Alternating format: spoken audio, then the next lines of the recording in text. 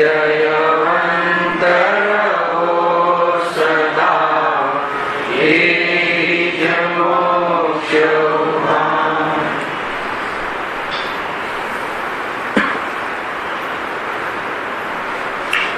આ શ્રી મોક્ષ માર્ગ પ્રકાશક ગ્રંથ છે. બીજા અધિકાર ઉપર આપણે સ્વાધ્યાય કરી રહ્યા છીએ. ચારિત્ર મોહનીય કર્મના ઉદયમાં જીવને થતા મોહ રાગ દ્વેષ આદિ ભાવ, કશાય ભાવ, એના કારણે સંસારમાં ઘણો વિચલિત અને અસ્થિર દેખાય છે. અને રાગ દ્વેષના ભાવમાં સ્વરૂપમાં લીન થઈ અને સુખી થવાય છે. સાંભળજો, હવે મૂળ વાત એમ છે કે જીન વાણી, દિવ્ય ધ્વનિ ભગવાનની વાણી છે. એમાં મૂળ આત્માની વાત કરી અને આત્માને સુખી થવાની વાત કરી. બરાબર છે. હવે જીનવાણી ને 4 પ્રકારે કથન પદ્ધતિથી વર્ણન કરવામાં આવે છે. થોડીક થીમ જોઈએ, 5 મિનિટ પછી આપણે વિષયમાં પ્રવેશ કરીએ. 4 અનુયોગ કહે છે. બરાબર છે. 4 અનુયોગ જીનવાણી છે અને 4 અનુયોગ આત્માના હિતમાં નિમિત્ત બને છે. ખ્યાલ? જે પ્રથમાની યોગ છે એમાં પાપ પુણ્યના ફળની મુખ્યતાથી કથન કર્યું છે. જે પુરાણ પુરુષ છે, મહાન પુરુષ છે, એમના જીવનમાં પણ પાપ પુણ્યના ઉદયથી અનેક પરિસ્થિતિઓ બને છે, પણ એનાથી પ્રભાવિત ન થતા સ્વરૂપમાં લીન થઈ અને વિતરાગી થઈ ગયા. એની મુખ્યતાથી કથન પ્રથમાની યુગમાં છે. કર્મની મુખ્યતાથી કથન કરણાની યુગમાં છે. એમાં બેનસીને કથન મળે છે કે જીવના પરિણામ પ્રકૃતિથી બંધાયેલા છે. એવું કઈ છે ને, એમાં છે ને એક કથન. અથવા જીવના પરિણામથી પ્રકૃતિ બંધાયેલી છે. એ કયા અનુયોગનું કથન છે? ખ્યાલ છે? કર્ણા યોગનું. ખ્યાલ આવે છે? ઘણી બધી વાતો કહેવાનો ભાવ આવે છે. રાજેશ, સમય તો ઓછું છે. શું કહ્યું? જીવ પરિણામ કરે અને કર્મ બંધ ન થાય એમ ન બને, એનો અર્થ એમ છે. અને કર્મનો ઉદય થાય અને બહારમાં પરિસ્થિતિઓ ન બને એમ ન બને. ગણિત ખોટું નથી કર્મનું. એટલે કર્મની મુખ્યતાથી જે કથન જે છે ને એ કર્ણાની યોગ છે. અને દ્રવ્યની મુખ્યતાથી જે કથન છે, શ્રદ્ધાની મુખ્યતાથી જે કથન છે એ દ્રવ્યાની યોગ છે. ભલે કહે છે કે કર્મના ઉદયમાં પરિસ્થિતિ બને, પરંતુ જે મૂળ દ્રવ્ય છે આત્મા, એ રૂપે થતો જ નથી. એવું જે કથન કરે એ કહ્યું કે દ્રવ્યાની યોગની મુખ્યતાથી કથન છે. દ્રષ્ટિનો વિષય શ્રદ્ધાના મુખ્યતાથી તું નક્કી કર કે બે જુદા છે. એમ આજે આવ્યું ને, બંધ અને આત્મા જુદા છે. હવે જે ચોથી જે વાત છે ચરણાનો યોગ, ખ્યાલ? એમાં ચારિત્ર્યની મુખ્યતાથી જે કથન છે, આચરણની મુખ્યતાથી જે કથન છે ચરણાનો યોગ. બરાબર છે? આટલો ખ્યાલ આવી ગયો? સુકામાં વાત કરી તમે સાંભળી બરાબર, એકાગ્રતાથી મજા આવશે. તો ચારિત્રની મુખ્યતાથી કથન કર્યું. એટલે ચારિત્ર શું છે આનંદભાઈ? સ્વરૂપમાં લીન થવું, આત્મામાં રમી જવું, એનું નામ ચારિત્ર છે. બરાબર છે? અર્થાત તો કસાયોને મટાડવી, બહારમાં ઉપયોગને વ્યવસાય નહીં કરવો, એનું નામ ચારિત્ર છે. મૂળ ચારિત્ર તો એ છે. ખ્યાલ આવે આટલી વાત? તો દ્રવ્યાનિયોગ ને ચરણાનિયોગ. દ્રવ્યાનિયોગ શ્રદ્ધાની મુખ્યતાથી કથન કરે છે, ચરણાનુયોગ ચારિત્રની મુખ્યતાથી કથન કરે છે. હવે દ્રવ્યાનુયોગ શ્રદ્ધાની મુખ્યતાથી કથન કરે છે. એટલે કે રાગ અને આત્મા જુદા છે માન, બંધ અને આત્મા જુદા છે સર્વથા એમ નક્કી કર, એવી પ્રતીતિ કર. બરાબર છે. અને ચરણાનુયોગ શું કહે છે કે તે જુદા નક્કી કર્યા ને તો કે હવે તું બંધના જે કારણ છે એનો ત્યાગ કર. ક્યાં આવ્યું? આજે આવ્યું છે. નિશાળ છે કાઢો 433 પાનું કાઢો.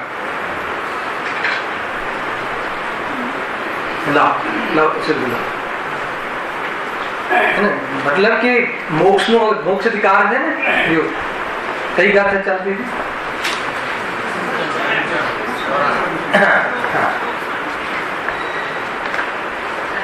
तो 433 आज शुरुआत करी ये गाथा 295 भावार्थ खाली वांचू છું. વિશેષ પૂછ્યું હતું કે આત્મા અને બંધને દ્વિધા કરીને શું કરવું? શું કરવું?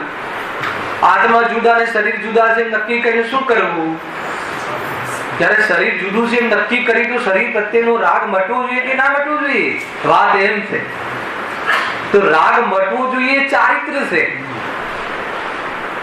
અને આત્મા અને શરીર બે જુદા છે એ શ્રદ્ધા છે.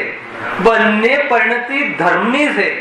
અને તમને એટલે જનરલી જે આપણને ખ્યાલ નથી આવતો ત્યારે નહીં, આપણને તો શરીર જુદા છે વાત ગમે છે, પણ રાગના ત્યાગની વાત તમે જે કરો છો ને ચારિત્રની, તો બંને ધર્મની પરિણતિ છે. આવી આખી ગાથા બીજું લખ્યું છે. આત્માને બંધને દ્વિધા કરીને શું કરવું? તો જવાબ આપ્યો છે. આ ઉત્તર આપ્યો કે તેનો આ ઉત્તર આપ્યો કે બંધનો ત્યાગ કરવો અને શુદ્ધાત્માનું ગ્રહણ કરવું.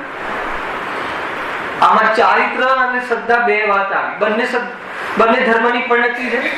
દ્રવ્યાનુયોગ જે બતાવે છે એ પણ ધર્મની પરિણતિ છે. ચરણાનુયોગ બતાવે છે પણ ધર્મની પરિણતિ છે. બલકી ચરણાનુયોગ જે બતાવે છે એ તો ધર્મની મહાન પરિણતિ છે. અને દ્રવ્યાનુયોગ જે બતાવે છે ધર્મની નીચલી કક્ષાની પરિણતિ છે. પરંતુ અનાદિથી આ જીવે આ કાર્ય નથી કર્યું એટલે સમ્યક દર્શનને અપૂર્વ કહ્યું. પણ સમ્યક દર્શન થયા પછી અર્થાત તો આત્માને દેખ્યા પછી એમાં સ્થિત ન થાય, એમાં લીન ન થાય તો ક્યાં વાત રહી? એટલે ચારિત્ર મુખ્ય કહ્યું. સમ્યક દર્શન અર્થાત તો સમ્યક શ્રદ્ધા એ ધર્મનું મૂળ છે અને ચારિત્ર એ ખરેખર ધર્મ છે. બધા બંને વાત કરી. હવે આપણે ચારિત્રની વાત આવે તો નહીં વ્યવહાર ચારિત્રને અમે ઉડાવીએ છીએ. ખ્યાલ આવે કે ક્યાં ઉડાવો છો? જીવનમાંથી ઉડાવવાનું હતું કે દ્રષ્ટિમાંથી ઉડાવવાનું હતું કે જીવનમાંથી ઉડાવવાનું હતું? ખ્યાલ આવે? પહેલા તો દ્રષ્ટિમાંથી, બંધ રાગાદી જુદા છે એમ દ્રષ્ટિમાં, અને આત્માના આશ્રય લઈ અને પછી પરિણામમાંથી અભાવ કરવાનો હતો. આને તો કહ્યું કે વ્યવહાર તો બસ પછી વ્યવહાર આદિ. આજે મને વિકલ્પ આવ્યો. ગુરુદેવે એટલી ચર્ચા કરી કે તીર્થંકર ગોત્ર અથવા તીર્થંકર નામ કર્મ બંધાય એ ભાવ પણ બંધ ભાવ છે. ખ્યાલ આવે?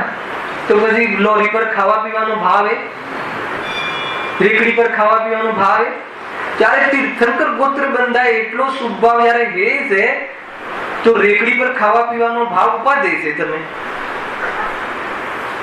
અભક્ષ ખાવાનો ભાવ ઉપાદેય છે એમ કહ્યું ગુરુદેવે. એમાં એ ભાવ પણ હતો.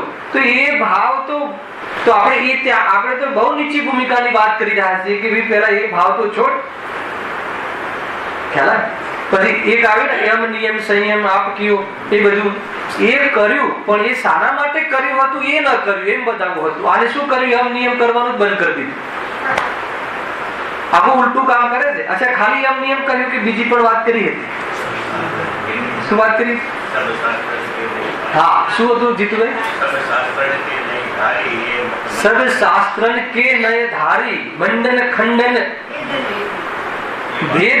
મતલબ કે હવે ખ્યાલ આવે? આપણે લોકો શું સમજીએ છીએ ખબર છે કે ભાઈ ઉપવાસ આદિ જે બધું ત્યાગ આદિ એ તો જડની ક્રિયા છે અને આ જે સ્વાધ્યાય છે એ ધાર્મિક ક્રિયા છે. તો ત્યાં સ્વાધ્યાય પણ આવી ગયું. આવ્યું કે ના આવ્યું? સ્વાધ્યાય ને પણ કહ્યું ને સ્વાધ્યાય બી આ સ્વાધ્યાય છે ને અનંત વાર કર્યું છે. આપણે સમજીએ છીએ કે સ્વાધ્યાય એ તો બરાબર છે. અને જે એ તો ધર્મની ક્રિયા છે, અને વ્રત આદિ જળની ક્રિયા છે. અને સ્વાધ્યાય પણ જળની ક્રિયા છે, એ પણ ક્રિયાકાંડ છે. આવે છે કે નહીં, આવી સાંભળવું એ શું છે? શબ્દ શું છે? કર્ણેન્દ્રિયનો વિષય છે. આત્મા નામનો શબ્દ કર્ણેન્દ્રિયનો વિષય છે. આત્મા નામના શબ્દમાં આત્મા નથી ને આત્મામાં આત્મા નામનો શબ્દ નથી. આત્મામાં લીન થઈ ગયા, બસ એક જ વાત. ખ્યાલ આવે ને? આ બધી ચર્ચાઓ શું કામ કરીએ છીએ આપણે? ભેદ ક્યાં કર્યા? સ્વાધ્યાય અને વ્રતમાં ભેદ કર્યા. વ્રત તો જળની ક્રિયા અને સ્વાધ્યાય, અને સ્વાધ્યાય આદિ બધું સ્વરૂપમાં લીન થવું એ સિવાય બાકી બધી પ્રક્રિયા. તો સ્વરૂપમાં લીન થવું એ શું છે? ચારિત્ર. ખ્યાલ આવે છે મારે શું બતાવું તું આજે? કે સ્વરૂપમાં લીન થવું એ ચારિત્ર છે, વાસ્તવમાં ધર્મ છે. ચલો આપણે નક્કી કરી દીધું કે ભાઈ આત્મા જુદો છે અને શરીર જુદો છે. પછી શું કરવું? આમાં સદા પ્રીતિવંત બનને, આમાં સદા સંતુષ્ટ તું, આમાં સદા તું સ્થિત થા. પછી ઉત્તમ સુખ, અહો સુખ ઉત્તમ થશે. એ શું છે? પછી સ્થિત થવાનું, પછી એનો આશ્રય કરવાનો નહીં. આપણે વેપાર આદિ કરી શકતા નથી એમ માનવું અને વેપાર કરવો, આ સમ્યક દર્શન બહુ સારો ધર્મ છે ચારિત્ર કરતા પણ. કેમ કે એટલું જ કરવાનું છે કે આત્મા વેપાર કરી શકતો નથી, અને વેપાર કરવાનો ભાવ રહે તો વાંધો નહીં, કેમ કે એ તો જુદો છે. એમ કરીને વેપાર કરવાનો, અરે વેપાર કરી શકતો નથી તો વેપાર કરવાનો ભાવ આવે છે, એનો હવે ત્યાગ કરીને સ્વરૂપમાં લીન થા. વાત એટલી છે કે તને ન છૂટતો હોય તો પછી એમાં ક્રમ કર, એ છે પ્રતિમા. અને ડાયરેક્ટ ન છૂટી શકતો હોય તો એમાં મર્યાદા લાવ, કે પેલા તો આવા એટલા પાપ વાળું બિઝનેસ આદિના પરિણામ નહીં કરું, પછી શું કરીશ નહીં કરીને કે પછી જે ઉપયોગ બચશે અને એટલી આસક્તિ ઘટશે તો એ પરિણામ મૃદુ થયા તો એ પરિણામને સ્વરૂપની સાધનામાં લગાવીશ. આ થઈ આખું બેલેન્સ. પ્રભુ આવે છે કે નહીં? એની ચર્ચા છે ભાઈ. અરે જયારે પુણ્ય ને હે કહે છે તો પાપ ને ઉપાદે કીધું છે ભાઈ. ગુરુદેવે પુણ્ય ને હે શું કામ કીધું ખબર છે? કેમ કે એમનું જયારે ઉદય થયો, ગુરુદેવનું જયારે આગમન થયું આ ધર્મમાં, ત્યારે આપણે બધા મુખ્ય રૂપથી અમારો સમાજ દિગંબર સમાજ વ્રતાદિમાં બહુ પારંગત હતો, હે ને? બહુ હતું અમારા ઘરોમાં. ભોજન આદિની શુદ્ધિ તો એટલી બધી જબરજસ્ત હતી એ વખતે, અને ઘરોમાં દેશોમાં તો હતું ને અનિલભાઈ? દિગંબર પૂરો સમાજ, કેમ કે એમનું આગમન થયું દિગંબર સમાજમાં, એમને જોયું કે ખ્યાલ આવે કે આ તો ભૂલ હતી ને અહીંયા ભૂલ લાગી. શું લાગી? શુભ ભૂલ નથી, શુભ ભાવનો પક્ષ ભૂલ હતી. ભૂલ ત્યાં થાય છે. જો આપણે શું સમજીએ? શુભ ભાવને ભૂલ સમજીએ છીએ. શુભ ભાવ તો જીવનમાં હોય છે જ્ઞાનીઓને, પણ શુભ ભાવનો જે પક્ષ છે, કયો પક્ષ? કે બસ આ જ ધર્મ છે, આનાથી જ પમાશે, આના સિવાય બીજું કઈ આત્માની વાત નહીં. આપણે તો બસ એકાક્ષર ઉપાસ કરો અને બસ પુણ્ય કમાવો અને દુકાને જઈએ છે એટલે બધું મળી જાય છે. તાત્કાલિક હીન પુણ્ય બંધ થાય એટલે એ જ ભાવમાં ઉદયમાં આવે. હીન પુણ્ય હોય તાત્કાલિક ઉદયમાં આવે. કે થોડી સ્થિતિ બંધાઈ હોય, થોડો અનુભાગ બંધાયો હોય, એટલે કસાય મંદ પડી હોય તો તાત્કાલિક થોડી વ્યવસ્થાઓ આગળ પાછળ થઈ હતી બરાબર થતી દેખાય, એટલે આ જે વળી પાછો ખોવાઈ જાય કે હવે તો આપણું કામ થઈ ગયું, હવે તો ભગવાન ના ઘેર આપણે તો થોડું પુણ્ય આદિ કરીને આજે કરીએ છીએ મજા છે એમ કરીને સંતુષ્ટ થઈ ગયા હતા આપણે બધા. ગુરુદેવ કહ્યું કે ભાઈ આ તો કર્મના ઉદયમાં પરિસ્થિતિ તો ફરશે, ચલ તું આના ફલમાં તું નવી ઘરેલી દેવગતિમાં જઈ આવીશ, પણ આત્મભાન વગર તું પાછો એકેન્દ્રીયમાં પટકાઈશ. અને ખ્યાલ છે તો આ કરુણા કરી આ જેવી આપણા ઉપર ખ્યાલ આવે કે નહીં? બંધ અને આત્મબંધ એટલે બંધના કારણ રાગ દ્વેષ એ બે જુદા છે. પછી શું કરવાનું? રાગ થી પ્રેમ છોડી દેવાનો. રાગ પર ગુરુદેવ બોલ્યા હતા કે રાગ પર તો પૂરો પ્રેમ રાખે અને કહે છે હે છે પ્રેમ છે નહીં. ખરેખર છોતરા કાઢી નાખે એમની જે શૈલી છે એ તો જબરદસ્ત શ્રીનાદ હોય છે, અને જરા પણ સંકોચ નહીં. સામે શેઠ બેઠા હોય કે સામે વહાવ્રતી બેઠા હોય, પણ ચોખ્ખું કહી દે કે જે મહાવ્રત આદિ ભાવ જે છે ને એ તો ભાઈ એ તો પુણ્ય બંધ છે. મહાવ્રતી પોતે એમ માને છે એટલે પૂજ્ય છે. મહાવ્રત ના હોવાય એનું નામ ધર્મ નથી. મહાવ્રત ને થી જુદા પોતાને આત્માના સ્વરૂપમાં ઉપાધિ બુદ્ધિ કરવી નું નામ ધર્મ છે. એવા જીવને મહાવ્રત આવ્યા વગર રહેતા નથી. આ થીમ બતાવી આજે ચરણાની યોગમાં પણ ચારિત્ર એટલે શું? ચારિત્ર એટલે સ્વરૂપમાં લીન થવું. તમે સ્વરૂપ સમજ્યા, સ્વરૂપની શ્રદ્ધા કરી, પછી સ્વરૂપમાં લીન થવાનો કાર્યક્રમ, ધર્મનો વિકાસ, પ્રવર્તન, પરિણમન એ બધું ક્યાં ગયું? તો કે એના માટે. હવે એ થતું નથી. ત્યાં વાત પછી ઉભી થાય કે ભાઈ સ્વરૂપની ખબર પડી સમ્યક દ્રષ્ટિ જીવને પણ હવે સ્વરૂપમાં લીનતાનો પુરુષાર્થ નથી. તો શું કરે છે? તો કહે છે કે પછી એમાં ક્રમથી નાના નાના નિયમો લઈ અને એના આધાર ઉપર પછી સ્વરૂપમાં જવાના પુરુષાર્થ વધારી અને કસાયોને અભાવ કરવાનો પ્રયાસ કરે. બસ આ જ કામ છે. એટલા માટે આ વાત થઈ. તો એના અંતર્ગત આપણે ક્યાં સુધી આવ્યા હતા?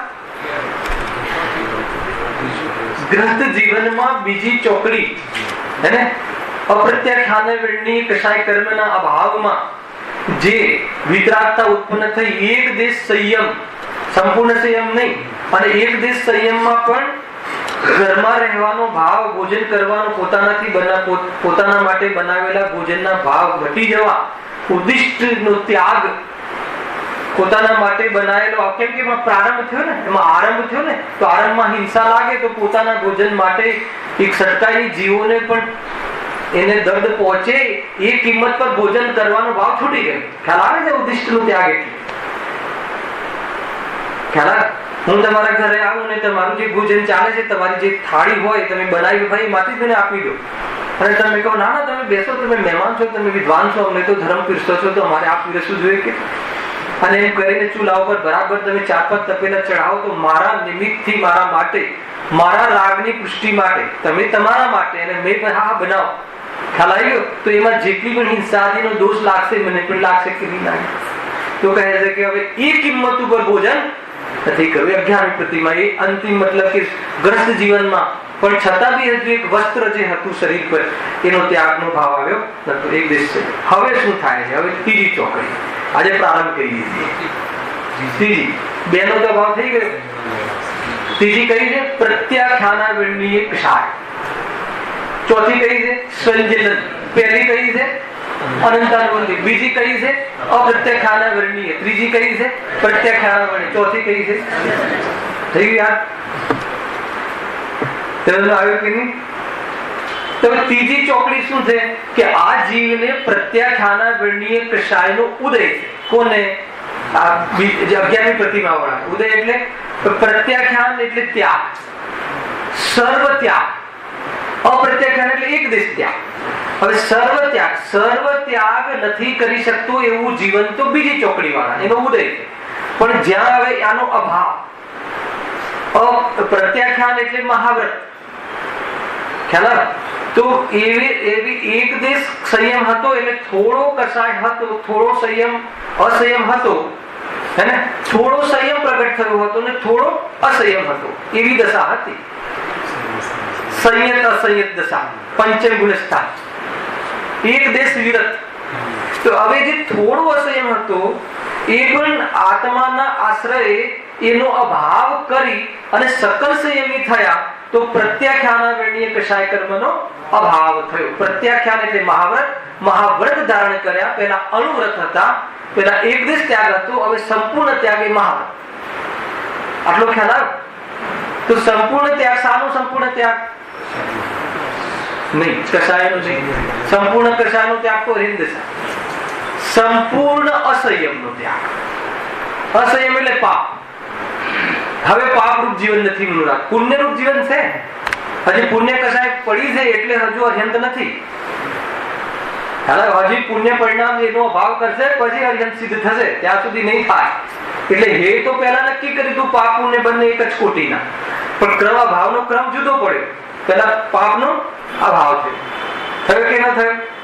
તો એ છે ત્રીજી ચોકડીનો અભાવ. કેવી રીતે થાય છે, કેવી રીતે પ્રસંગ બને છે? ઉપાદાનની ઓરથી જોઈએ. આ તો નિમિત્તની ઓર. પ્રત્યાખ્યાના વર્ણ્ય કશાય કર્મ, એ કર્મ છે, ચારિત્ર મોહનીયનો ભેદ છે. તો એ કર્મનો અભાવ થયો અર્થાત તો એનો ઉદય ન થયો તો શું થયું? આ બાજુ સકલ સંયમ, સંપૂર્ણ પાપ પરિણામ છૂટી ગયા. પણ કેવી રીતે થાય છે? તો જ્યારે જે 11મી પ્રતિમામાં જીવ પહોંચ્યો હતો, ખાલી એક લંગોટ અથવા તો એકાદ ચાદર જે એવું જે પરિણામ હતા, તો એ જીવને હવે એના ઉપર પણ વિરક્તિ કરવાનો ભાવ આવ્યો. પછી વિરક્તિ નથી થયો તો સંગમાં તો રહે છે. તો આચાર્યને કહે છે કે હે મુનિરાજ, મને દીક્ષા આપો. ખ્યાલ? શું કહે છે? મને દીક્ષા આપો. દીક્ષા આપો એનો શું? અત્યાર સુધી દીક્ષા હતી પ્રવજ્યા, પંચગુણ સ્થાન સુધી દીક્ષા હતી દીક્ષા, ત્યાં સુધી હવે દીક્ષા, મુનિ દીક્ષા આપો મને. ખ્યાલ? મુનિ દીક્ષા આપો તો કથન છે, એટલે પ્રભુ કે હવે મારે તમારા જેવું થવું છે, હે ને? તમારા જેવું એટલે તમે જે માર્ગમાં મોક્ષ માર્ગ પ્રગટ કર્યો છે એવો મારે પ્રગટ કર્યો છે, એવી મારી તૈયારી છે. તો ગુરુની પાસે દીક્ષાનો પ્રસ્તાવ મૂકે છે અને પછી કેવો પ્રસંગ બને છે? તો ત્યાં જેને યોગ્ય જાણી અને એની યોગ્યતા અનુકૂળ લાગે, ગુજરાત વિચક્ષણ બુદ્ધિ વાળા હોય છે આચાર્ય, એને ખ્યાલ આવી જાય કે આ જીવ યોગ્યતા એને પ્રાપ્ત થયો છે, તો પછી એને વસ્ત્ર આદિ જે છે એનો ત્યાગનો પસંદ કરે. બહાર સાંભળજો હવે, અને કેટલું તો કરતા જતા 11મી ભૂમિકા વાળા તો બરાબર છે. એટલે એ પ્રમાણેની જે પ્રવૃત્તિ જે બહારમાં ધારણ કરે છે ત્યાં સુધી કઈ ગુણસ્થાન છે? અને બહારનો વેશ, બહારનો વેશ મુનિ દશા, અને હજુ અંતરંગમાં વેશ, અંતરંગ પદ્ધતિમાં જો બે ચોકડીનો ભાવ થયો છે. કેમ? કેમ કે બહારમાં કપડા છોડવાના વિકલ્પના કાળમાં શુદ્ધોપયોગ થતો નથી. સમજ? ભલે મારે મુનિ દીક્ષા ગ્રહણ કરવી છે એવો વિકલ્પ, અને એને લઈને જે બહારમાં વસ્ત્ર આદિ ત્યાગનો વિકલ્પ, તો ત્યાં સુધી હજુ પંચમગુણ સ્થાન છે, પણ બહારનો વેશ બદલાઈ ગયો. હવે શું કરે છે? હવે એ ઉપવાસ કરે છે 2 દિવસના. સાંભળી લો, નિયમ હોય છે આ. અને ઉપવાસની અંદરમાં, ઉપવાસ એટલે આગળ આપણે થઈ ગયું છે. ઉપવાસ એટલે શું? પ્રતિમામાં ભણી ગયા છે 48 કલાકની સામાયિક. યાદ આવ્યું કે નહીં?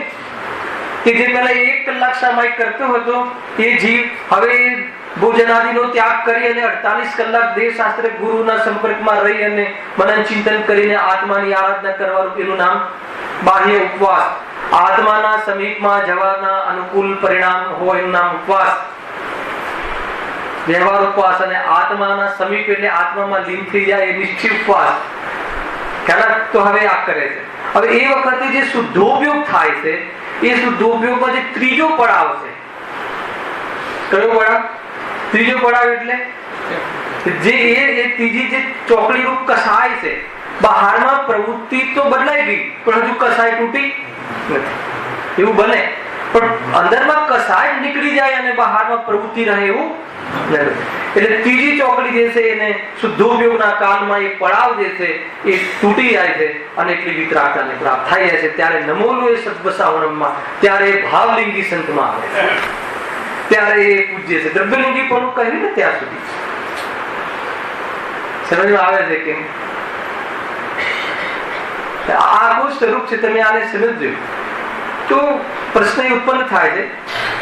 બ્રેકિંગ ન્યૂઝ હવે ઓર થોડું બીજું અહીંયા વિશે બતાવવા માંગુ છું કે બહારમાં બધું બદલાવી ગયું. બહારમાં મુનિ દશા ગ્રહણ કરી, પીછી કમંડલ કેસલો જાદી જે બાહ્યમાં 28 લેશું આપણે, બધું લેશું આપણે. 28 ગુણનું પાલન આદિ જે ગુણ કરી જે પણ જે છે બાહ્ય વેશ પરિવેશ બરાબર છે. તો હવે એમાં પૂજ્યતા, હવે એ અંદરમાં એટલી વિતરાગતા પ્રગટ થઈ કે હવે રંચ માત્ર પણ બહારમાં કોઈ પણ પ્રકારની ગરજ ન રહી એવી પ્રકારની વિતરાગતા અંદરમાં પ્રગટ થઈ.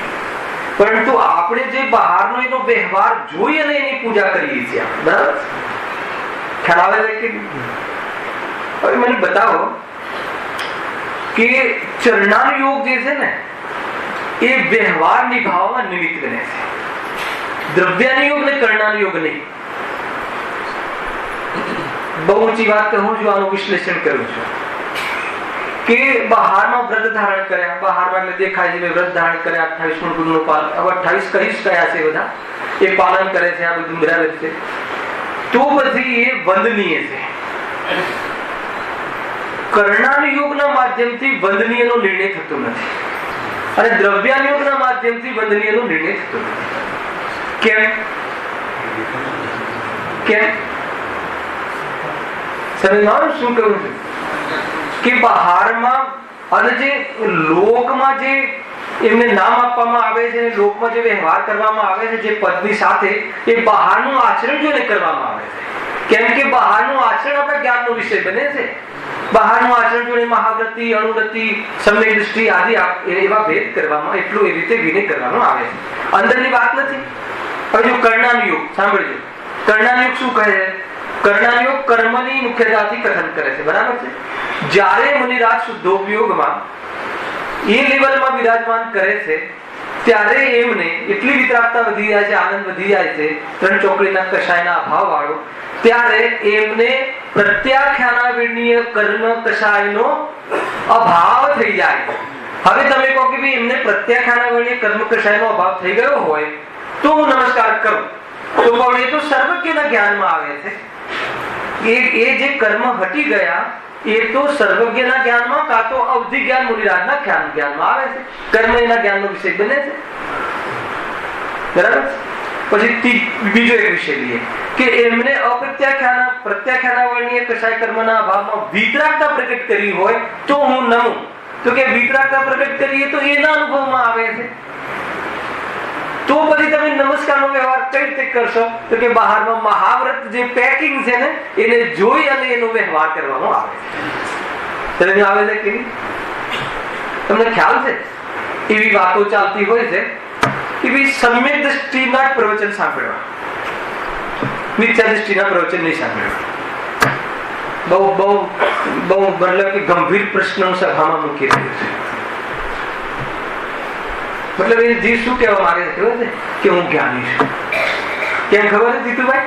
કે સામે વાળો સમ્યક દ્રષ્ટિ છે કે નહીં એ જ્ઞાનીને જ ખબર પડે. તમને કઈ રીતે ખબર પડી કે સમ્યક દ્રષ્ટિ છે? ખ્યાલ કઈ રીતે ખબર પડી? મને સમ્યક દર્શન છે કે નહીં તમે મારું શું જોઈને નક્કી કરશો? ગુરુદેવને સમ્યક દર્શન છે કે નહીં શું જોઈને નક્કી કર્યું? તમે બતાવો. ટોટલથી સમ્યક દ્રષ્ટિ છે શું જોઈને નક્કી કર્યું? ખ્યાલ આવે શું કહ્યું છે? કઠિન પ્રશ્ન છે પણ એનું સમાધાન કરીએ. આમાં છે 8મો અધિકાર. વાંચો તમે. 8મા અધિકારમાં બહુ સરસ ચર્ચા. વાંચ્યું છે રાકેશભાઈ? ખોલો, સ્વાધ્યાય કરો. એમાં એમ લખ્યું કે મિથ્યા દ્રષ્ટિ અપાત્ર છે, સમ્યક દ્રષ્ટિ પાત્ર છે. એવો એક વિષય આવ્યો ચરણાનુયોગનું કથનમાં. પછી કહ્યું કે અમારે નક્કી કઈ રીતે કરવું? તો 4 પ્રકારે સમ્યક દ્રષ્ટિનો સમ્યક દર્શનની ઘોષણા થાય છે. 4 પ્રકાર. એટલે મેં અનુયોગની વાત કરી. એક તો છે પ્રથમાનુયોગના માધ્યમથી. પ્રથમાનુયોગના માધ્યમ એટલે શું? પ્રથમાનુયોગનું માધ્યમ ખબર? પ્રથમાનુયોગના માધ્યમથી એટલે આગમમાં આવ્યું હોય કે આ જીવને સમ્યક દર્શન છે. આવે કે ના આવે આગમમાં? અત્યારે જે શ્રેણિક રાજાનો જીવ છે ક્યાં છે? એ આવતી 24 ના અહીંયા પ્રથમ તીર્થંકર થવા વાળા છે. આગળ આવો ભાઈ. હેલા શું કહ્યું? તો એ સામે કઈ રીતે માન્યું તમે? આગમના માધ્યમથી. આ પ્રથમાનુયોગ. માનો કે કોઈ જીવ અત્યારે સમોસણમાં બેઠો હોય અને એમ પૂછે કે બોરીવલી સેન્ટરમાં જે આ સિંહપુલી મંદિરમાં સ્વાધ્યાય હોલ છે, પ્રભુ બતાવો એમાં સમ્યક દ્રષ્ટિ કોણ છે? તો ભગવાનના જ્ઞાનમાં આવે. શું આવે? કે જીતુભાઈને સમ્યક દર્શન પ્રાપ્ત થઈ ગયું છે, રાકેશભાઈને સમ્યક દર્શન પ્રાપ્ત થયું છે. તો એ તો સર્વજ્ઞના જ્ઞાનમાં છે. એટલે કાં તો આગમ પ્રમાણથી નિર્ણય થાય કે આ સમ્યક દ્રષ્ટિ છે કે નહીં. હવે આગમમાં અત્યારે સર્વજ્ઞ સાક્ષાત અહીંયા હોય ને, અહીંયા સમોષણ લાગ્યું હોત તો ભગવાને જેને પૂછ્યા કે ભાઈ હવે આજે પ્રવચનકાર છે સમ્યક દ્રષ્ટિ છે કે નહીં, ખ્યાલ આવે કે નહીં? તો એ ચાન્સ અત્યારે આપણે નથી. એટલે હવે સમ્યક દ્રષ્ટિ મારે સમ્યક દર્શનના શબ્દ એના કથન સાંભળવા છે. કેમ કે કહ્યું છે કે એના જ કથન નિમિત્ત બને. ખ્યાલ ખુલાસો કરીશું આજે. વાંધો નહીં ને, બીજો વિષય ગૌણ થઈ રહ્યો છે. પછી એક છે કર્ણાનુયોગના આધાર. કર્ણાનુયોગના આધારથી સમ્યક દર્શનની વ્યાખ્યા શું છે ખબર છે? ભણવું તો પડશે પ્રફુલભાઈ. કર્ણાનુયોગના માધ્યમથી સમ્યક દર્શનની વ્યાખ્યા શું છે રાજભાઈ? દર્શન મોહનીય કર્મ અને અનંતાનુબંધી કશાય કર્મના ઉપશમ ક્ષય અને ક્ષયક્ષમ થતા જીવને સમ્યક દર્શન પ્રાપ્ત થાય છે. આ કર્ણાનુયોગના માધ્યમથી સમ્યક દર્શનનું નિરૂપણ. ખ્યાલ આવે કે ઉપશમનો તો થોડો કાળ હોય છે, પણ ક્ષયક્ષમ ને ક્ષયનો ઘણો કાળ હોય છે. એટલે જેને દર્શન મોહનીય કર્મ અને અનંતાનુબંધી કશાય ચોકડીનો પહેલી ચોકડીનો અભાવ અર્થાત તો ક્ષયક્ષમ થઈ ગયો હોય એ સમ્યક દ્રષ્ટિ છે એમ કર્ણાનુયોગના કથનમાં મળ્યું. હવે મને દર્શન મોહનીય કર્મનો ક્ષય થયો છે તો મારા ને તમારા મતિ શુદ્ધ જ્ઞાનનો વિષય બનતો તો કયા જ્ઞાનનો વિષય છે? સર્વજ્ઞનો અને અવધિ જ્ઞાન. અવધિ જ્ઞાનમાં પણ સર્વાવધિ અને પરમાવધિ ગુણ પ્રત્યે દેશ અને ભાવ પ્રત્યે અવધિ જ્ઞાનના બે ભેદ. એમાં દેશાવધિ એને ભાવ પ્રત્યય વાળા જીવોને હોય છે અને ગુણ પ્રત્યય વાળાને દેશાવધિ બી હોય, સર્વાવધિ બી હોય, પરમાવધિ હોય. તો જે પરમાણુ વિષય જે બને છે પરમાવધિ અવધિ જ્ઞાનનો વિષય બને છે તો એવા સમ્યક દ્રષ્ટિ અવધિ જ્ઞાની જીવ હોય કોઈ અહીંયા એને ભલે મતલબ કે શ્રાવક હોય મુનિરાજ ના હોય તો પણ પરમ અવધિ કોઈ સમ્યક દ્રષ્ટિ ને પરમ અવધિ થાય છે. ગુણ પ્રત્યેનો ભેદ છે. લઈ લીધું છે બધું અહીંયા. કેટલું યાદ રાખવું ગુરુદેવ તો કહે છે. તો પરમાણુ તો એ પરમાણુ કર્મના અહીંયા દર્શન મોહનીય કર્મ છૂટું થયું અને પરમાણુ પરિણમી ગયું એના જ્ઞાનનો વિષય બને તો એ નક્કી કરે કે આ જીવને સમ્યક દર્શન થઈ ગયું. બરાબર છે? પણ કે હવે અવધિ જ્ઞાની તો આપણે છીએ નહીં અને હાલ કોઈ અવધિ જ્ઞાની છે નહીં, કોને પૂછવું? તો કે એના આધાર પર પણ સમ્યક દર્શનનો નિર્ણય થતો આપણે જે કરવું છે નહીં થાય.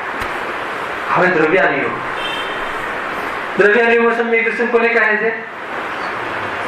હવે 45 વર્ષ ગુરુદેવથી ભણ્યા અને દ્રવ્યાનુયોગનો પક્ષ પણ છે. હવે એ તો આવડવું જોઈએ કે નહીં? ખ્યાલ આવે કે નહીં? જો દ્રવ્યાનુયોગ એટલે શુદ્ધ નહીંનો વિષય. શુદ્ધ નહીંના વિષયનો પક્ષ આવવો જોઈએ પણ શુદ્ધના વિકલ્પનો પક્ષ ના આવવો જોઈએ. બહુ થી વાતો છે જો સમજમાં આવી જાય તો નિહાલ થઈ જાય. આ જીવને શુદ્ધ નહીંનો પક્ષ નથી આવ્યો કઈ, શુદ્ધના વિકલ્પનો પક્ષ આવ્યો છે, એના કથનનો પક્ષ આવ્યો છે. આ કથન સારા ને આ કથન ખોટા. જીનવાણીના કોઈ કથન સારા ને ખોટા તો ભેદ કરે છે, પાત્ર જ નથી. ખ્યાલ આવે કે નહીં?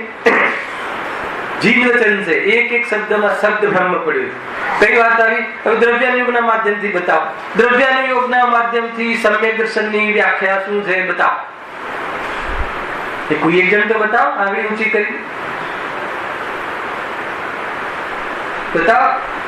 દ્રવ્યાનુયોગ તો સાંભળ્યું છે કે નહીં રાજેશભાઈ? હવે મારે શું સમજ્યું? સાંભળવા ખાતર સાંભળ્યું છે. બતાવો. બેનો પણ બોલી શકે છે. ખ્યાલ છે કોઈને? હિતેશભાઈ દ્રવ્યાનુયોગના માધ્યમથી સમ્યક દર્શન. અરે બહુ સરળ છે. દેહથી હું ભિન્ન છું એવી શ્રદ્ધા, એવું માનવું, એનું નામ સમ્યક દર્શન. આ દ્રવ્યાનુયોગની વ્યાખ્યા છે. હું ચૈતન્ય સ્વરૂપ જ્ઞાનમય ત્રિકાલી ધ્રુવ ભગવાન આત્મા. ગુરુદેવના કથનમાં દ્રવ્યાનુયોગની તો એક એક લીટી હોય છે. શરીર આદિથી ગુણ ભિન્ન છું એવી માન્યતા, એવી દ્રષ્ટિ, હે ને, એવી જાતિનું શ્રદ્ધાન થવું, એવી પ્રતીતિ, એનું નામ શું છે? સમ્યક દર્શન. હવે મને એવી પ્રતીતિ અંદર ચાલે છે કે નહીં એ તમારા જ્ઞાનનો વિષય.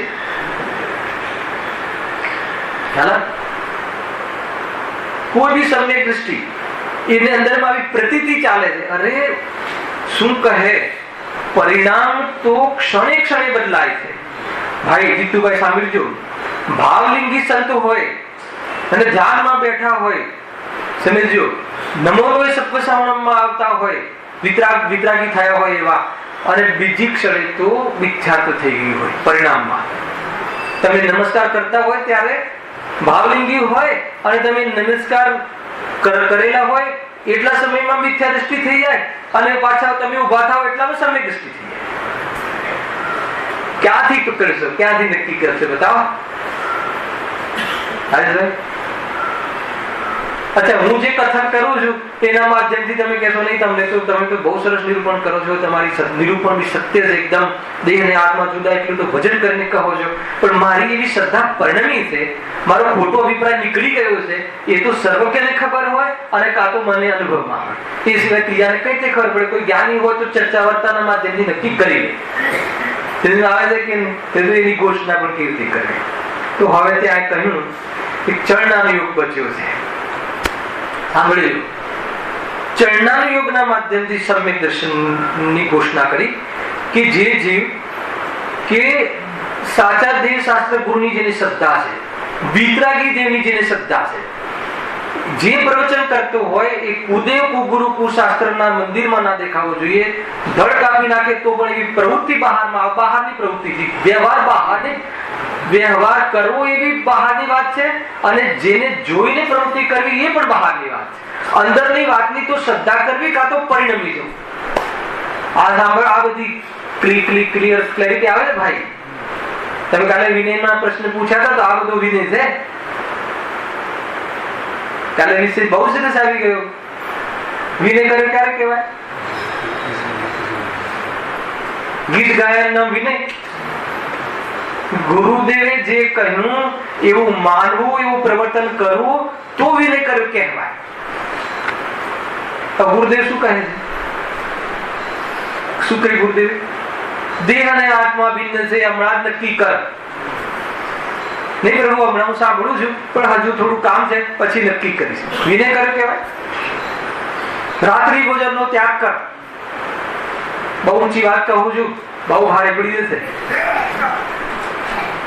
કોઈ દિવસ ગુરુદેવે રાત્રિ ભોજન નું સમર્થન કરી દે? અને રાત્રિ ભોજન નો ત્યાગ ના હોય ને એમ કહે કે હું ગુરુદેવને માનું છું ને ગુરુદેવનો વિનય કરું છું, તો ખતરનાક વાત છે આ.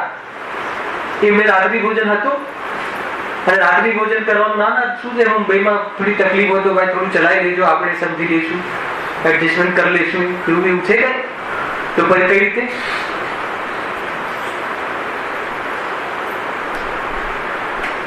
શું કરે ગુરુદેવ? અમારી નોકરી એવી છે તો ગુરુદેવ એમ કે નહીં, વાંધો નહીં, તારે નોકરી છે તો છૂટ, એમ નોકરી છોડી દે, એવી નોકરી છોડી દે. બહુ ભારે પડશે. જો એક પેટ ખોલીએ ને તો ખબર પડે કે આપણે ક્યાં વાંચવું. ખાલી નામ દેવું અને ગીતો ગાવા અને ભક્તિ કરવી એનું નામ વિનય નથી. એમને કહેલા માર્ગે અગર કમસે કમ શ્રદ્ધાનમાં પણ ના આવે, વિકલ્પાત્મક શ્રદ્ધામાં પણ ન આવે, તો પછી તમે વ્યક્તિનો વિનય કર્યો કહેવાય એનું કેમ માનીએ? આ ચરણાયુગ છે. આ ચરણાયુગ લખ્યું છે શાસ્ત્રમાં. હું જેટલું કહું છું ને તમને એવું લાગતું હશે કે આ ભાઈ શાસ્ત્ર તો જોતા જ નથી, હે ને? બધું જોઈને આવું છું, હજારો વાર જોયેલું હોય છે, હજારો વાર ખ્યાલમાં હોય છે. કોઈને જોવું હોય તો પાનું કાઢીને બતાવું. વગર આગામી ક્યારેય નિરૂપણ કરવાનું મારી તાકાત નથી ને ન કરવું જોઈએ. ખ્યાલ આવે? આપણે તો એ ગુરુના શિષ્ય છીએ, હે ને? એ ગુરુદેવને કહ્યું કે ભાઈ, ગુરુદેવ સ્વયં કહ્યું કે આ જે માતાના જે ગર્ભમાં જે બાળક રહે, સમ્યક જીવ, અર્થાત તો જે સમ્યક જીવ છે એને આટલા સમયમાં શુદ્ધોપયોગ થતો હશે તો કહે કે ભાઈ વિચારમાં તો વાત બેસે છે પણ આગળમાં ક્યાંય જોયું નથી. સ્વયં અનુભવી છે એમ કહી દે ને આપણને કે આમ થાય છે તો આપણે બધા સિક્કો લગાવવામાં ક્યાં ના પાડીએ, પણ નહીં, આગળમાં ક્યાંય વાંચ્યું નથી. આગળમાં છે, આગળમાં મને ખ્યાલ નથી. ખ્યાલમાં આવે ને? આગમમાં કોઈને મળી જાય તો કહેજો, અને આગમમાં મળે તો પછી આગમને હટાવીને અરે કેટલો મહિમા. દિગંબરના મુનિઓ તો મુનિઓ પણ એના પંડિતોનું પણ કહેવું પડે. જયચંદજી છાબડાનો જે ભાવાર્થ વાંચે જોરદાર 11મી ગાથાનો તો બોલી જાય, બોલે કે નહીં આ બધું ચરણાનો યોગ. ભક્તિ આવી કે ના આવી જ્ઞાનીઓ પ્રત્યે? મંજીરા વગાડવાનું નામ ભક્તિ છે. મહિમા કોને કહેવાય? અરે આવી વાત ચોકી ગયા હશે ને, આવી વાત વ્યવહાર ને અભૂતાર્થ છે. ગમે એટલો ઊંચો વ્યવહાર હોય અર્થાત તો બહારમાં રાગ આદિ મન કસાય હોય, વાહ વાહ કરે દુનિયા, પરંતુ એમાં તારી વાહ નથી. ખ્યાલ આવે કે નહીં? સ્વરૂપમાં લીન થઈ જાય ને દુનિયા વાહ ના કરે તો પણ તારી વાહ છે. ખ્યાલ આવે છે? ગજબની વાત છે ભાઈ. તો પછી શું કહ્યું? ચોથા પ્રકારનું ચિરણાનું યોગ. બરાબર ધારા રહે છે, કોઈ ચિંતા નહીં કરતા. તો ચિરણાનું યોગમાં શું કહ્યું? કે જે વિતરાગી દેવની જેને બાહ્યમાં શ્રદ્ધા, વિતરાગી દેવની શ્રદ્ધા એ વ્યવહાર તંત્ર છે. તો એની શ્રદ્ધા હોય ક્યારે પણ સાત તત્વ અર્થાત તો જે છ દ્રવ્ય અર્થાત જે મૂળ વાત છે, પ્રયોજનભૂત તત્વો છે, એમાં નિરૂપણ ક્યારે પણ ખોટું ના હોય. સાંભળજો બરાબર. એકાંત ના હોય. બહુ એકાંત ચાલી રહ્યા છે અત્યારે. પર્યાય તો છે જ નહીં. પર્યાય છે જ નહીં. કોણે નક્કી કર્યું પર્યાય? ક્યાંથી આવ્યું? ખ્યાલ આવે કે નહીં? અરે પર્યાય જે છે ને, પર્યાય મિથ્યા તો નથી. પર્યાયનું જ્ઞાન મિથ્યા તો નથી. પર્યાયની દ્રષ્ટિ મિથ્યા તો છે. ધ્યાન રાખજો, છેતરાતા નહીં. શું કરે? કેમ કે મજા પડી જાય, નિશ્ચયાભાસી થવામાં મજા પડી જાય. પાપ કરે તો પર્યાય ભરે આ બધું ખાવા પીવાની રોવાની વાતો કઈ કરવી નહીં, એટલું ઠીક છે. તો આ બધી મેં થોડી કરી છે, આ તો બધી જ્ઞાનીઓ કરી છે. ચરણાની મેં થોડી લખ્યું છે. ખ્યાલ આવે કે નહીં? આ બધી પ્રતિમાઓ કોને લખી છે? આચાર્ય લખી છે અને સર્વજ્ઞ કહી છે ને. ખ્યાલ આવે કે નહીં? આજે આ બધા મહાભારત આદિ કોને હોય છે? અરે તું એમ કહીને તું છેતરે છે જીવને. તને હજુ ખ્યાલ નથી. જેને આત્મા ગમતું હોય એને જીવોની કરુણા ના હોય એમ બને નહીં. પણ જીવોની કરુણા એ સમ્યક દર્શનનું લક્ષણ નથી. પણ સમ્યક દર્શનની પાત્રતામાં જીવોની કરુણા ના હોય તો પાત્રતા પણ નથી. આ ખ્યાલમાં આવે છે કે નહીં? કેટલું બેલેન્સ છે.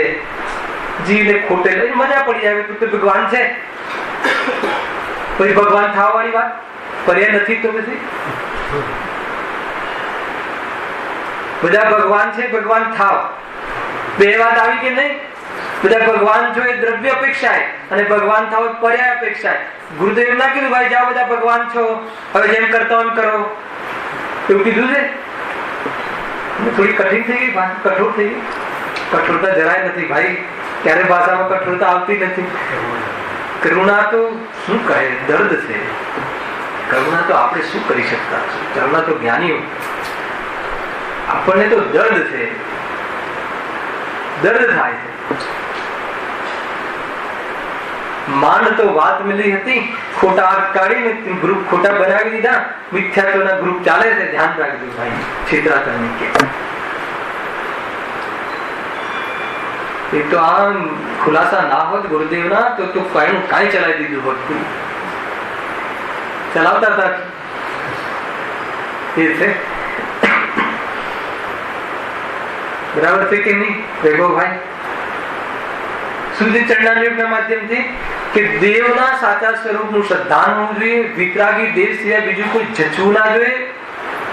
અંદરની શ્રદ્ધા એની જે પણ કઈ હોય, બહારમાં કોઈ એવી પ્રવૃત્તિ ના હોય અને જ્ઞાન નિર્મલ હોવું જોઈએ. શાસ્ત્ર જ્ઞાન, ધારણા જ્ઞાન. ક્યારે પણ એમ ના કે જે એકાંત ના કરે, મિથ્યા એકાંત ના કરે અને એકાંત વાળું નિરૂપણ હોવું જોઈએ. આજે બહુ સરસ કોમેન્ટ કરી હતી ગુરુદેવ સર્વથા શબ્દમાં. ખબર છે? સાંભળ્યું જીતુભાઈ? રાગ દ્વેષ આદિ સર્વથા છોડવા જેવા છે. અહીંયા કથનચિત છોડવા દેવા નહીં. ક્યારેક ક્યારેક તો છોડવા દેવા ને ક્યારેક ક્યારેક રાખવા જેવા. સર્વથા કેમ રાખ્યું? દ્રષ્ટિ પ્રધાન શૈલી છે. ખ્યાલ એમ છે ભાઈ. પર્યાય અપેક્ષા જોઈએ તો કથનચિત રાગાદિત છે અને દ્રવ્ય અપેક્ષા જોઈએ તો રાગાદિત નથી. એટલે કથનચિત નથી અને કથનચિત છે એમ છે. ખ્યાલ આવે કે નહીં? એ રીતે એક એક કથન જો શબ્દમાં આવે તો કોઈ સામાન્ય કથન નથી. આ તો પ્રમાણ કથન છે ગુરુદેવના. તમે એના એમાં બહુ મોટી વાતો કરેલી હોય છે પણ સમજમાં આવી જોઈએ. પછી આગળ શું કહે કે 7 તત્વનું, 6 દ્રવ્યનું, સબર વેદ વિજ્ઞાનનું આ સિલેબસ છે. શાનું? ચીનવાણી અથાગ છે, જીનવાણી અગાધ છે, પરંતુ આત્મદર્શનનો સિલેબસ બહુ અલ્પ છે. અને એમાં જો તો નિરૂપણ ખોટું કરે. તત્વસૂત્રનો અભ્યાસ છે. સમ્યક દર્શનની વ્યાખ્યા બોલો. બોલો રાકેશભાઈ. નિશ્ચય સમ્યક દર્શનની વ્યાખ્યા બોલો ફટાફટ. કયું સૂત્ર છે? પહેલું કીધું છે, પહેલું જ તત્વસૂત્રની વાત કરું છું. મોક્ષમાં કયા સૂત્ર છે? સમ્યક દર્શન જ્ઞાન ચારિત્રાણી મોક્ષ માર્ગ. મોક્ષ માર્ગ છે તત્વસૂત્રનું કેમ આમ? હા, તો એ મોક્ષ માર્ગ એ તો સમ્યક દર્શન છે ને. મોક્ષ માર્ગ સમ્યક દર્શન જ્ઞાન ચારિત્ર. અચ્છા, સમ્યક દર્શન જ્ઞાન ચારિત્રાણી મોક્ષ માર્ગ. હવે બીજું સમ્યક દર્શનની વ્યાખ્યા. એને પહેલા મોક્ષ માર્ગની વ્યાખ્યા એમ કેવું છે. બરાબર, રાઈટ. વાયા છે, ખ્યાલ આવી ગયો. સમ્યક દર્શન જ્ઞાન ચારિત્રાણી મોક્ષ માર્ગ. બરાબર છે. પછી સમ્યક દર્શનની વ્યાખ્યા શું કરી? વિપરીત અભિનિવેશ રહી તત્વાર્થ સિદ્ધાનમ સમ્યક દર્શન. તત્વાર્થ સિદ્ધાનમ, તત્વ કેટલા? 7 તત્વોની શ્રદ્ધાને નિશ્ચય સમ્યક દર્શન કહે છે. કે આત્માની શ્રદ્ધાને સમ્યક દર્શન કહે. નિશ્ચય સમ્યક દર્શન. આશ્રવની પણ શ્રદ્ધા કરો એમ કહ્યું. હલાવે કે નહીં? પર્યાયને ઉડાવે છે તો પર્યાયને ઉડાવવાની નથી, પર્યાયની દ્રષ્ટિને ઉડાવવાની છે. પર્યાયને ઉડાવી ખંડિત દ્રવ્ય થઈ જશે. અને પર્યાયની દ્રષ્ટિ કરીશ તો સ્વભાવ ખંડિત થઈ જશે, સ્વભાવ નષ્ટ થઈ જશે. પર્યાય દ્રષ્ટિ કરી તો પર્યાયને ઉડાવી દઈશ તો દ્રવ્ય નષ્ટ થઈ જશે. દ્રવ્ય સ્વભાવને નહીં જોઈએ તો પર્યાય પવિત્ર નહીં થાય. આ બધા સ્લોગન છે, વિચાર કરતા રહેજો. ખ્યાલ આવે કે નહીં? પર્યાયને નહીં માને તો સંસારનો એકાંત થઈ જશે, સંસારનો અભાવ થઈ અને મોક્ષ પ્રગટ કરવાની વાત નહીં સિદ્ધ થાય. અને પર્યાયને સર્વથા માની લઈશ તો ખ્યાલ આવે કે વ્યવહાર નહીં કહો, વ્યવહારનો વિષય પર્યાય કહો.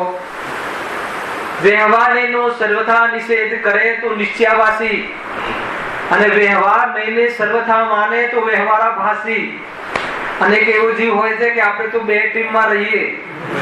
એક વેવાઈ નિશ્ચય વાળા હોય તો તેના ઘેર જઈએ તો આત્માથી કલ્યાણ થાય એમ, અને એક વેવાઈ વ્યવહાર વાળા હોય તો વ્રતાથી થાય એમ. આપણે તો 2 થી થાય એમ માનો, કેમ કે 2 વસ્તુ કહી છે.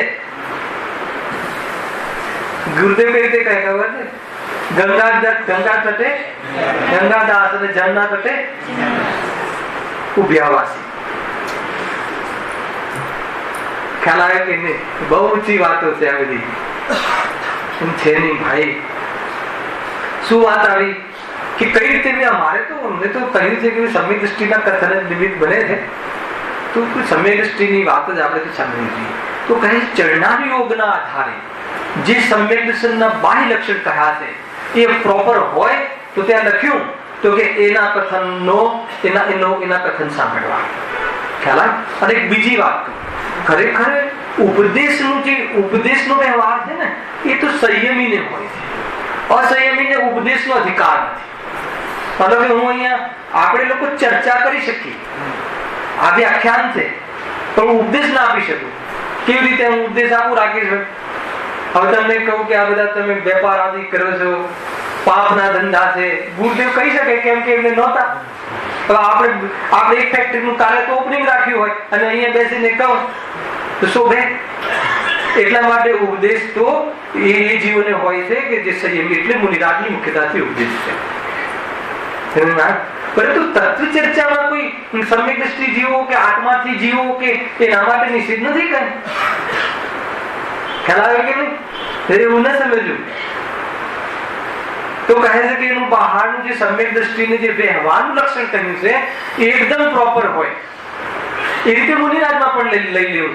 મુનિરાજનું પણ બહારમાં કોઈ ગાલમેલ ના હોય. 28 મૂળ ગુણમાં તો સાષ્ટાંગ નમસ્કાર કરી દેવા. કેમ કે સાષ્ટાંગ નમસ્કાર કરવા એ પણ વ્યવહાર છે કે તું નમસ્કાર કરવા નથી જન્મ્યો, તું તો સ્વરૂપમાં સમાઈને એમની વેદીમાં બાજુમાં બેસવા જન્મ્યો છે. ખ્યાલ આવે કે નહીં? પરંતુ વ્યવહાર કરવાનો ભાવ આવે તો એને કરવો કે એ માર્ગે જઈને મારે કલ્યાણ કરવું છે. તો એવો કોઈ બહારનો ચિત્ર બરાબર હોય, ખ્યાલ આવ્યો? બહારનું દ્રવ્ય લિંગ વેશ બરાબર હોય તો અંદરમાં આવી વિતરાગતા વાળાને આવો વેશ હોય છે, એમાં આવી વિતરાગતાની શ્રદ્ધા કરજે અને બહારમાં યોગ્ય ને નમસ્કારનો વ્યવહાર કરજે. ખ્યાલ આવ્યો? આખો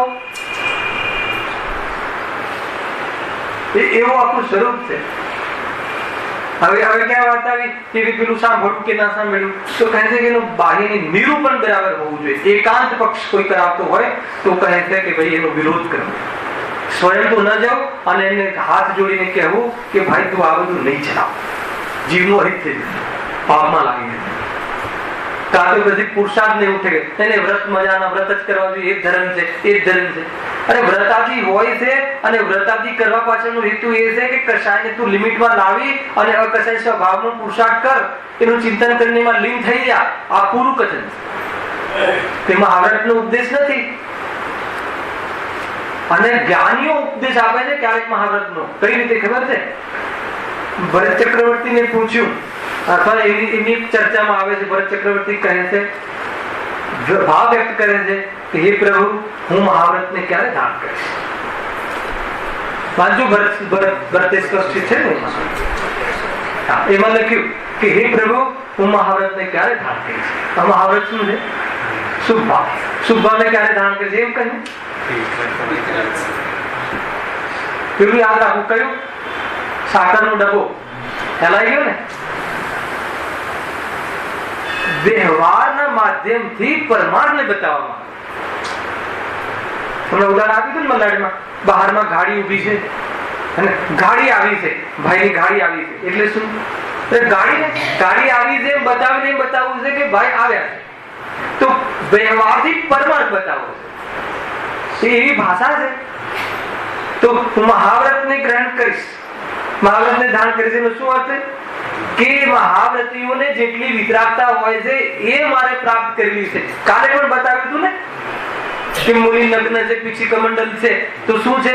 વિતરાગી છે. ક્યાં જોયું વિતરાગી? કઈ બાજુથી જોયા એમને વિતરાગી? વિતરાગતા દેખાય કે વિતરાગતા ફિલિંગ નો વિષય છે, વિતરાગતા અનુભવનો વિષય છે, વિતરાગતા પરિણમનનો વિષય છે, વિતરાગતા ગ્રહણ કરવાનો વિષય છે, દેખવાનો વિષય નથી, સાંભળવાનો વિષય નથી. પણ કરે શું? સમજવું છે તો કઈ રીતે સમજાવું કે બહારમાં જેને વસ્ત્ર આદિ ના હોય તો એનો એ અર્થ સમજવો કે એમને વસ્ત્રનો રાગ તૂટી ગયો, એ વિતરાગતા. પણ કોઈ વસ્ત્ર છોડીને વિતરાગી માનવા લાગે કે હું વસ્ત્ર છોડી દઉં તો વિતરાગી થઈ જાઉં ને, તો કે એમ નહીં. વસ્ત્રનો રાગ છૂટ્યો હોય એને વસ્ત્ર દેખાતા. તો પરમાર્થ વ્યવહારથી પરમાર્થ બતાવે તો એ રીતે કહે ભાઈ. તો એ રીતે નિરૂપણ છે કે તું એને પરમાર્થ માનીને બેસી જાય તો કહે છે કે તને આત્મ કલ્યાણનો માર્ગ બંધ થઈ જશે. વ્યવહારને તું ધર્મ માની પક્ષ આવી જશે. અને વ્યવહારને સર્વથા નહીં માને તો કે પાપમાં જતો રહે. નહીં આ બધું કઈ છે જ નહીં, બધું આ રાત્રિ તો રાત્રિના ભોજનનો ત્યાં જ્ઞાની નથી કરતા. તો જ્ઞાની કેમ છે બતાવો નીતિશભાઈ? રાત્રિ ભોજનના ત્યાગને ધર્મ માનતા નથી એટલે જ્ઞાની છે. અને રાત્રિ ભોજનનો ત્યાગ જ્ઞાનીને ન હોય એમ બને નહીં. આ બેલેન્સ આવે છે કે નહીં? બરાબર નીતિભાઈ? આ તો ભૂમિકા છે મારે જેમ આગળ વિષય લેવો છે ને, ત્રીજી ચોકડીના ભાવનું જીવન મુનિરાજ કેવા હોય છે એનો બાહ્ય વેશ અને અંતરંગ વેશની ચર્ચા આપણે એક પીરિયડમાં જરૂર કરીશું. શનિ રવિ જે આવશે એમ. તો એ રીતે છે ભાઈ, આમને ત્રીજી ચોકડી કશાયનો અભાવ થઈ ગયો પ્રત્યેક ખાનાવેડની. તો એનો અભાવ થયો તો શું? એટલી વિતરાગતા પ્રગટ થઈ. એટલો ખ્યાલ આવી ગયો. તો જે ચરણાનુયોગના માધ્યમથી જે કહ્યું હતું, જેટલું ચરણાનુયોગ એટલે સમ્યક દ્રષ્ટિ, વ્રતિ, અણુવ્રતિ, મહાવ્રતિ, અર્યન પરમાત્મા, ખ્યાલ આવ્યો કે નહીં? એ બધું જે બહારનું જે સ્વરૂપ છે. અચ્છા, તમને ભગવાનની પ્રતિમા દેખાય છે ને? રોજ દર્શન કરો ને? સારા દર્શન કરો છો? ચૈત્યના કરો છો કે નહીં? ચૈત્યના કરો છો કે ચેતનાના? ચૈત્યના દર્શન કર્યા ને, ચૈત્ય એટલે પ્રતિમા થાય ને. આપણે ત્યાં જળના દર્શન નથી કર્યા. શું વાત કરો છો? પ્રતિમા તો જીવન જીવ છે કે જળ છે? બોલતા તમને એમ લાગે કે જળ છે, પૂતગલની છે. તો પછી અમે રોજ દર્શન ના કરીએ છીએ કે એના દર્શન કરે છે ને એટલે કલ્યાણ નથી થયું. જેની નાસાગ્ર દ્રષ્ટિ, પદ્માસન અને હાથ પર હાથ આવી જે ચેષ્ટા હોય છે, એના અંદર કેવલ જ્ઞાનની, પૂર્ણ વિતરાગતાની, અનંત આનંદની સ્થાપના કર. તો અનંત આનંદ, અનંત વિતરાગતા એ બધું શું છે? ચેતના, ચૈતન્ય સ્વભાવ છે, એ જીવનો સ્વભાવ છે, કેવલ જ્ઞાન. તો એમાં એની સ્થાપના કર. ખ્યાલ આવે સ્થાપના નિક્ષેપનો શું મિનિંગ છે? તમને કહું, એ છે સ્થાપના. તો એ અંદરમાં એની સ્થાપના, એને એના દર્શન કરવાના હતા. આપણે શાના દર્શન કર્યા? બોરીવલ્લીની જેટલી મોટી પ્રતિમા છે એટલી કોઈ પરામાં નથી. ખતમ, ગયો. કેટલી મોટી છે? તો આવડી પ્રતિમા હોય એ ભગવાન પૂજ્ય નથી, અને આવડી મોટી હોય એ પૂજ્ય છે. એની સાઈઝના આધાર પર પૂજ્યતા છે કે વિતરાગતાના આધાર પર? શરીર પર કોઈ શણગાર નહીં, એનો અર્થ એ થઈ ગયો કે એમને શણગારનો ભાવ નથી. નાસાગ્ર દ્રષ્ટિ, દુનિયામાં કઈ જોવાનું નથી. પદ્માસન એટલે ક્યાંય રખડવામાં કોઈ સાર નથી. હાથ પર હાથ એટલે કે દુનિયામાં કઈ કરી શકતો નથી, કરવાનો ભાવ તારો દુઃખરૂપ છે. તો આ બધું દેખાવું જોઈએ. આત્માના ગુણ છે, આત્માનું વૈભવ છે, નિજ વૈભવ છે, આત્માનું સ્વરૂપ છે. સમજમાં આવે છે? એટલે નિરૂપણમાં તો વ્યવહાર તો બહારનો જોઈને કરવાનો છે, અને શ્રદ્ધા અને પરિણમન તો અંદર ભાવ જોઈને કરવાના છે. આ બેનું મેચઅપ જેને થાય એનું નામ દેવ દર્શન. આવે છે કે નહીં? આટલા માટે શું લીધું કે આપણે જયારે ત્રીજી ચોકડી કસાયનો ભાવ થઈ ગયો તો શું થયું? તો કે બહારમાં લગ્ન આદિ બધું અમારે ચર્ચા કરવી છે ને, તો કે બહારમાં મહાવ્રત આદિ ધારણ કર્યા. હવે ચોથી ચોકડીનો ઉદય છે આમને મુનિરાજને. તો એના ઉદયમાં શું શું કરે છે, અને એના મંદ ઉદયમાં શું કરે છે, એના મંદતર ઉદયમાં શું થાય છે, એના મંદતર ઉદયમાં શું થાય છે, અને એના અભાવમાં શું થાય છે, ત્યારે આખી વાત પૂરી થશે. મને ગઈકાલે એવું લાગતું હતું કે મને વિષય પૂરો થઈ જશે, પણ જયારે વિષય ખોલીએ છે ત્યારે એમ થાય છે કે તો ક્રમથી લઈએ તો ઘણું બધું. ચોથી ચોકડી બાકી છે મુનિરાજને, તો એનો ઉદય છે, અને ત્રીજી ચોકડીનો અભાવ થઈ ગયો. એના અભાવમાં વિતરાગતા પ્રગટ થઈ, અને ચોથી ચોકડીના ઉદયમાં શું થાય છે? તો છઠ્ઠું ગુણસ્થાનની ચર્ચા આવશે. અને એના મંદ ઉદયમાં છઠ્ઠું ગુણસ્થાન, એના મંદતર ઉદયમાં આઠમું ગુણસ્થાન, મંદતમ ઉદયમાં નવમું ગુણસ્થાન, અને એના અભાવમાં દસમાનો અંત સમય અને બારમાનો પહેલો સમય. એક ઉપસમ શ્રેણી, એક સબક શ્રેણી. જરા પણ ટેન્શન નહીં કરતા, આ બધું જ આપણે સમજવાના છે. એક એક શબ્દને સમજીશું, કેમ કે આપણો માર્ગ છે, હે ને? આપણે આ માર્ગે ચાલવાનું છે. તો આ બાજુ કશાયો તૂટે અને સ્વરૂપમાં લીન થાય તો થતું શું હશે? તો કે આગળ કેવી રીતે વધતું હશે જીવ, અને જઈને જે સિદ્ધાલયમાં બિરાજમાન થતું હશે સિદ્ધ બનીને, એની ચર્ચા આપણે નેક્સ્ટ શનિ રવિ વિસ્તારથી કરીશું. સહેજાનંદી